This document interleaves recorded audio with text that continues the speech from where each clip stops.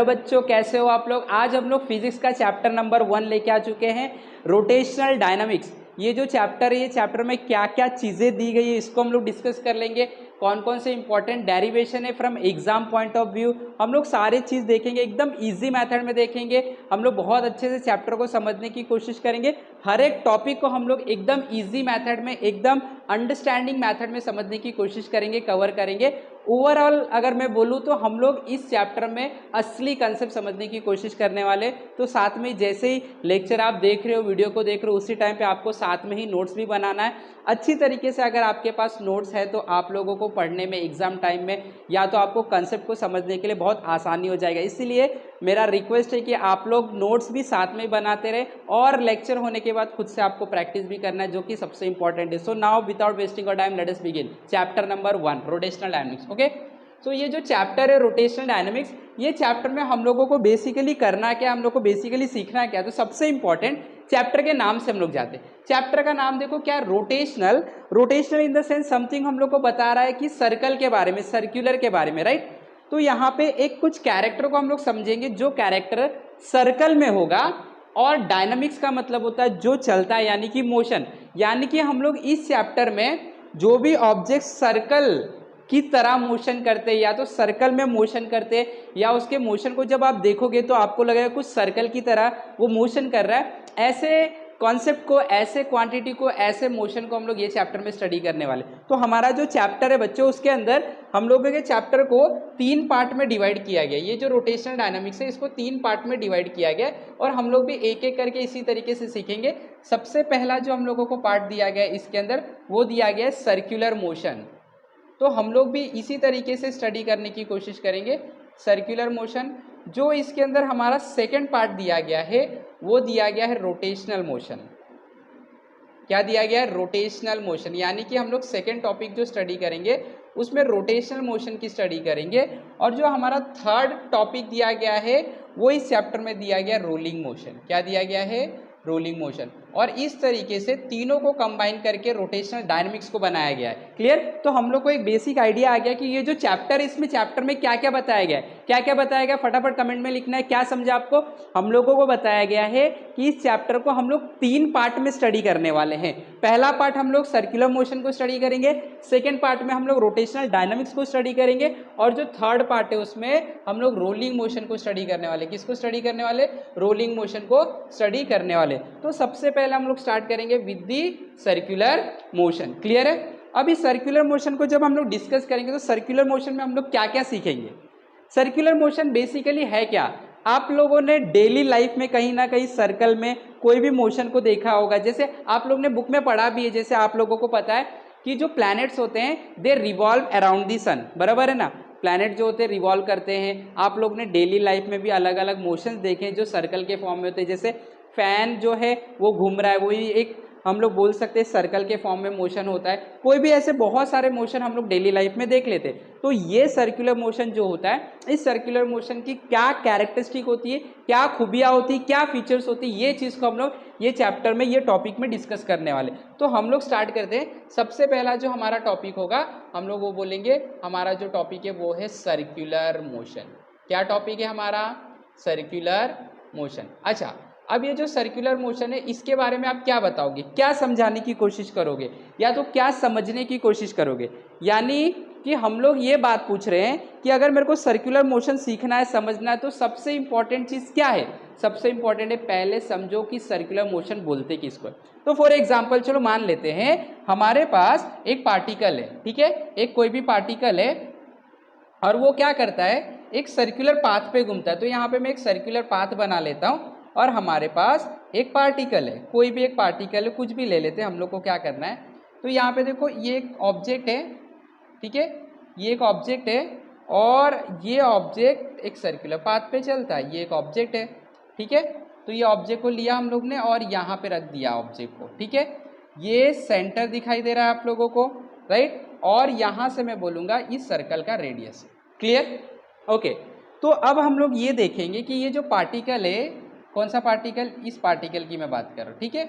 अगर ये पार्टिकल, एक सेकेंड, हाँ, अगर ये पार्टिकल इस सर्कल के रास्ते के ऊपर इस तरीके से चलता है, देखो ध्यान से, ये पार्टिकल अगर सर्कल के रास्ते पे इस तरीके से चलता है, इन द सेंस अगर मैं दूसरे तरीके से बताऊं कि किसी ऑब्जेक्ट के सेंटर के चारों बाजू में, देखो ये सेंटर है इस ऑब्जेक्ट का या कोई चीज होगा उसका सेंटर है और वो सेंटर के चारों बाजू में घूम रहा है, तो ऐसे टाइप के मोशन को हम लोग बोलते हैं सर्कुलर मोशन। क्या बोलते हैं? Circular motion. तो मुझे अभी क्या समझ में आया? मुझे समझ में आया कि कोई भी पार्टिकल अगर किसी के चारों बाजू में सर्कल में घूमेगा तो मैं उसका नाम क्या रख दूंगा? Circular motion. तो अब मेरे को थोड़ा बात समझ में आ गया, इसलिए मैं सर्कुलर मोशन को कैसे डिफाइन करूंगा? मैं बोलूंगा द मोशन, ध्यान से देखना, मैं बोलूंगा, क्या बोलूंगा? The motion of an particle, the motion of a particle, कोई भी पार्टिकल का जब हम लोग मोशन की स्टडी करेंगे, क्लियर?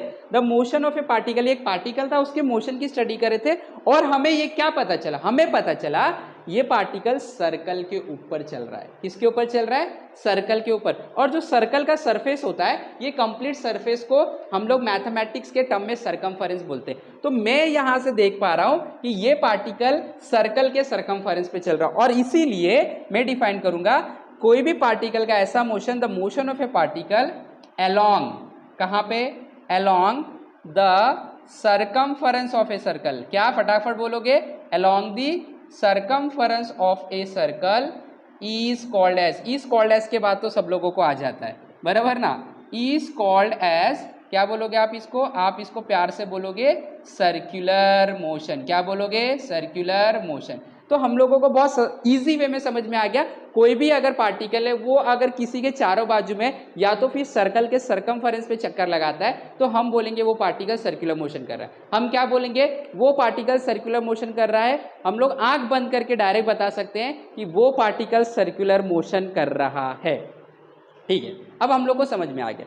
अब मैं एक आपको बेसिक चीजें बताने वाला हूं। जब भी हम लोग मोशन की स्टडी करते हैं, ठीक है, तो मोशन में क्या होता है? मोशन के जो 3 नियम है, यानी कि जो भी पार्टिकल मोशन करेगा उसको 3 नियम से गुजरना पड़ेगा और नेचर का रूल है जिसको न्यूटन ने ढूंढा था। न्यूटन के 3 लॉ है ना, तो न्यूटन के तीनों लॉ जो है वो मोशन अप्लाई करता है, यूज करता है, करना ही पड़ेगा, उससे दूर नहीं भाग सकता, क्योंकि वो लॉ जो न्यूटन ने ढूंढा वो नेचर का लॉ है। तो नेचर का अगर लॉ है तो हर एक पार्टिकल जो मोशन कर रहा है उसको फॉलो करना पड़ेगा। तो ऑब्वियसली कोई भी मोशन होने, तो बेसिकली यहाँ पे भी एक मोशन हो रहा है, तो इसको न्यूटन के नियम को फॉलो करना पड़ेगा। तो न्यूटन का जो नियम होता है कुछ इस तरीके का होता है कि इसके अंदर हम ये बोल सकते हैं कि सिर्फ पॉइंट पार्टिकल या पॉइंट ऑब्जेक्ट के ऊपर न्यूटन का नियम काम करता है।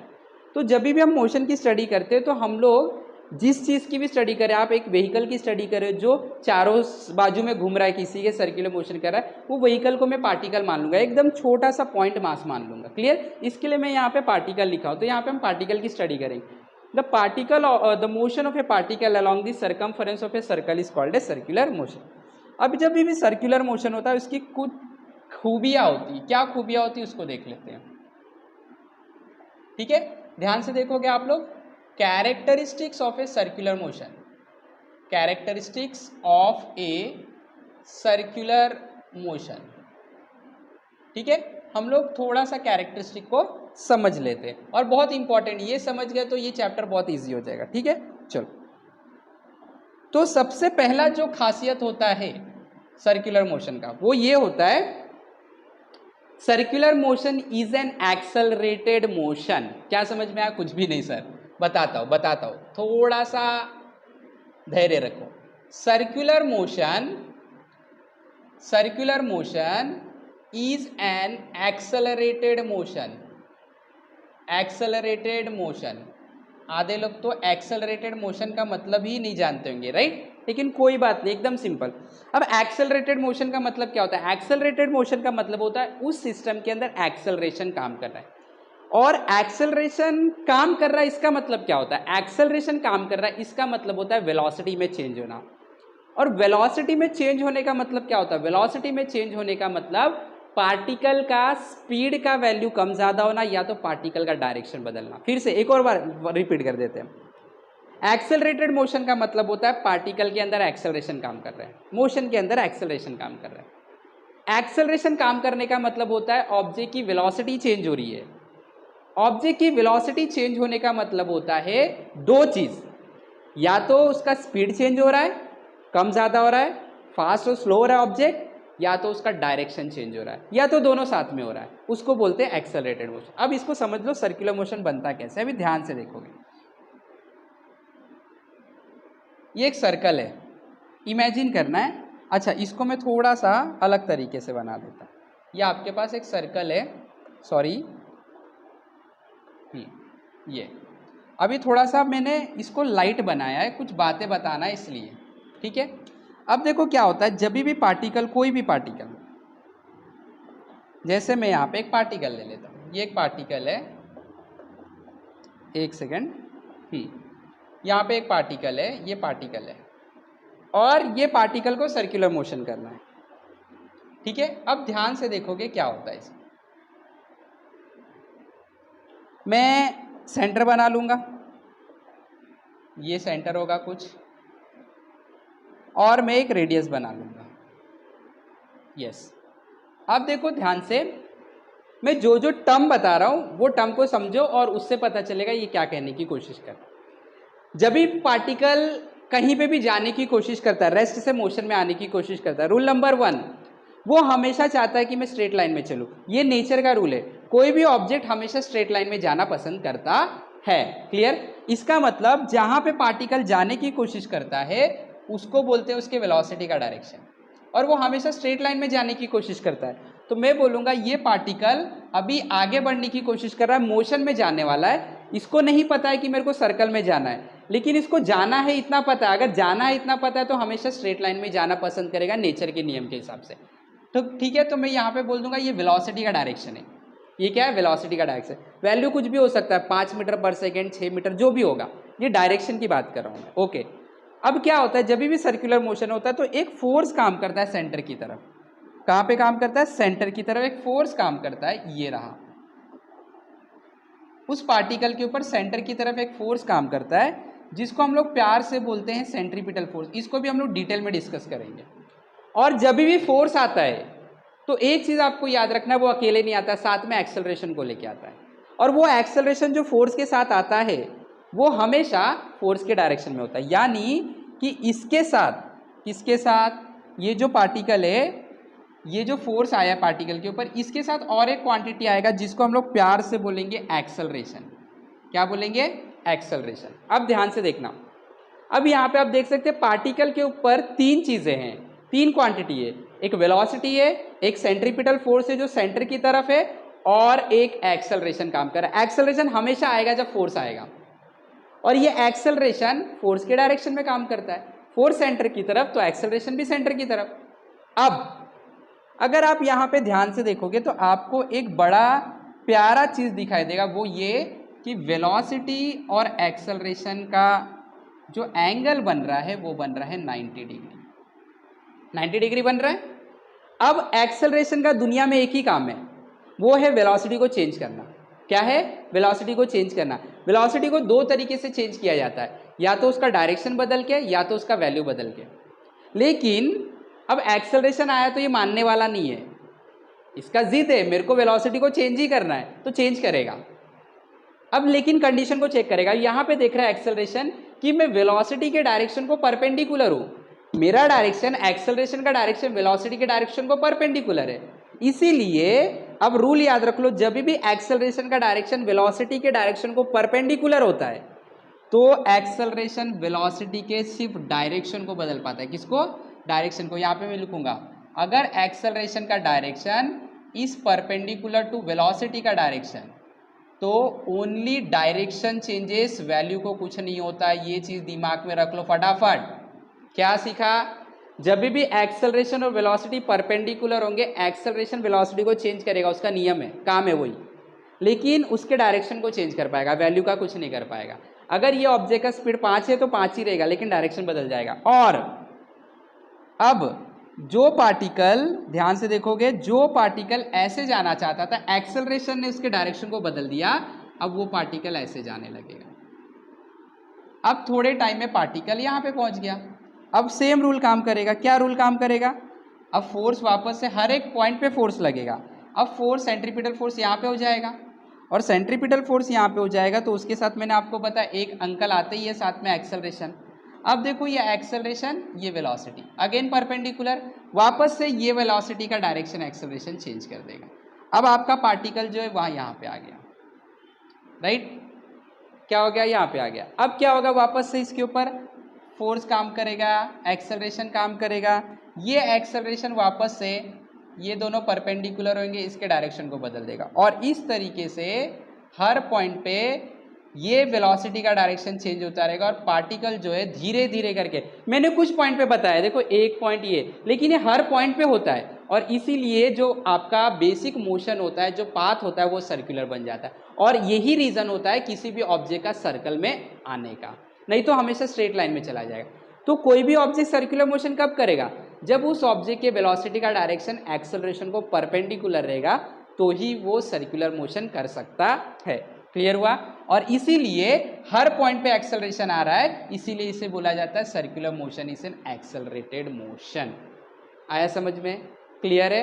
तो आपको समझ में आ गया, वेलोसिटी हर एक पॉइंट पे चेंज हो रहा है, वैल्यू नहीं बट डायरेक्शन तो चेंज हो रहा है, यानी कि सर्कुलर मोशन में वेलोसिटी हमेशा चेंज होगा, अगर नहीं चेंज होगा तो डायरेक्शन कैसे चेंज होगा और सर्कल नहीं बनेगा। तो ये पहला कैरेक्टरिस्टिक। अब सेकंड कैरेक्टरिस्टिक ये है, it is a periodic motion. ये एक पीरियोडिक मोशन है। पीरियोडिक मोशन का मतलब होता है वो अपने आप को रिपीट करता है। तो आप देख सकते हैं ये पार्टिकल सेम रास्ते को बार बार रिपीट करेगा, सेम रास्ते को बार बार रिपीट करेगा और ये पार्टिकल अगर सेम रास्ते को बार बार रिपीट कर रहा है तो हम बोलेंगे ये एक पीरियोडिक मोशन है। क्या बोलेंगे हम लोग? पीरियोडिक मोशन है। ये पर्टिकुलर टाइम के बाद वापस से ये वाले पाथ को क्या कर रहा है, रिपीट कर रहा है। तो ये हो गया हमारे सर्कुलर मोशन की कहानी। जब भी कोई पार्टिकल किसी के चारों बाजू में घूमेगा सर्कुलर मोशन होगा। सर्कुलर मोशन के दो कैरेक्टरिस्टिक होते हैं, वो होता है सर्कुलर मोशन एक एक्सेलरेटेड मोशन है, आंख बंद करके लिख देने का, सर्कुलर मोशन एक एक्सेलरेटेड मोशन है, सर्कुलर मोशन एक पीरियोडिक मोशन है। आ गया समझ में? आई होप सब लोगों को बहुत अच्छे समझ में आ गया है। अच्छे से नोट्स बना के रखो। ये चैप्टर बहुत सिंपल चैप्टर है, मज़ेदार चैप्टर है, इंटरेस्टिंग चैप्टर है, मज़ा आ जाएगा आपको सीखने के लिए, सारे कंसेप्ट क्लियर हो जाएंगे। आपको इस वीडियो को लास्ट तक देखना है और आगे की जितने भी सीरीज आएंगे सारे वीडियो को देखो। पूरा चैप्टर जो है आपके लिए बहुत ईजी, बहुत आसान हो जाएगा और आप देखोगे आपके लिए फिजिक्स एकदम ईजी हो जाएगा। बस हमारे साथ जुड़े रहे, हमारे साथ सीखते रहे। अगर चैनल पे नहीं तो सब्सक्राइब कर लो, वीडियो पसंद आए तो लाइक कर लो, कुछ आपको बताना है तो कमेंट में बता दो। और मैंने डिस्क्रिप्शन में बहुत सारे लिंक दिए, लिंक से हमारे कम्युनिटी में भी ज्वाइन हो जाओ, हमारे साथ ग्रो करते रहे। Have wonderful learning, have wonderful day. Thank you very much.